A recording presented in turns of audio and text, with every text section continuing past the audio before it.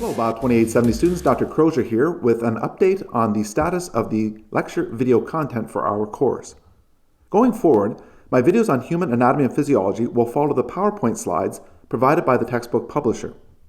These slides correspond to the textbook Essentials of Anatomy and Physiology, 8th edition, by Martini et al.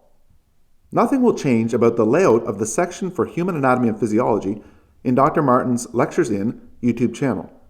Currently, there is a playlist for Chapter 4 or Module 4 on tissues, and Chapter 5 or Module 5 on the integumentary system. Soon, you'll see a new playlist for Chapter 6 or Module 6 on osseous tissue, and then Module 7 on muscular tissue, and so on. The biggest difference will be in the delivery of the content within the videos, as I will simply be teaching through the PowerPoint slides that I have provided for you in Canvas. Now, since I am preparing these videos as we go through the semester, I may actually make a few minor modifications to the PowerPoints that I originally uploaded, so that they are easier to follow while watching these videos. With the PowerPoints, note that each set of PowerPoints begins with a list of learning outcomes for the chapter as a whole. These learning outcomes correspond directly to the chapter sections. I will be modifying the background color to blue for slides that have information about the chapter, such as the learning outcome slides, and also for checkpoint slides. For example, you will see not only at the beginning of each chapter, but also at the end of each chapter section, that there is a slide called a checkpoint slide. Again, I'll modify the background to blue so that they stand out to you. You can also see how many checkpoint slides are found in the PowerPoint as a whole, in parentheses at the top of each checkpoint slide.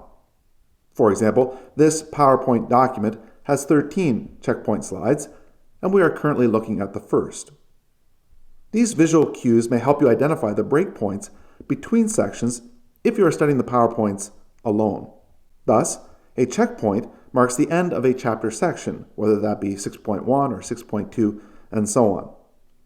On the other hand, those slides that contain content information will retain a white background color. One more detail about these checkpoint slides. The checkpoints are questions that are found at the end of each chapter section in the textbook currently.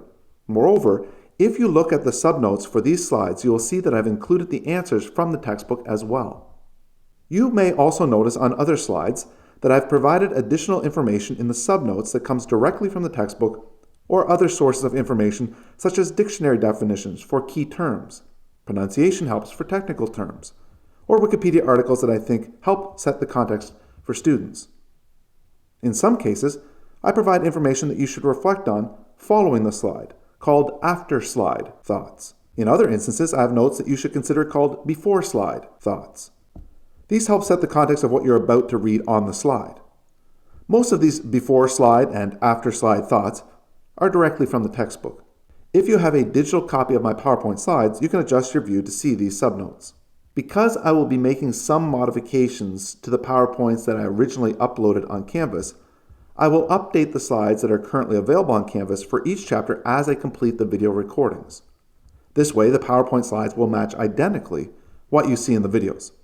Therefore, if you want to hold off downloading the currently available PowerPoint slides for future chapters until the corresponding videos are prepared, you might find the experience of following the lectures more straightforward.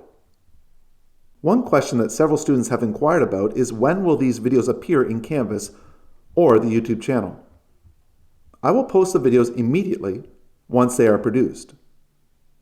You are now familiar with my weekly study plans posted in our Canvas course site. My commitment to you is to have a video prepared and uploaded at the very latest by the day that video appears in the study plan. So, for example, if on my week 3 study plan I ask you to watch my video on module 6.1, say on day 4, then you can know that the video for module 6.1 will be uploaded to Canvas and my YouTube channel on that day or earlier. I appreciate your patience as I'm creating these videos as we move through the course together. I also appreciate any feedback on the videos and PowerPoints as I look to improve the student experience for learning this material.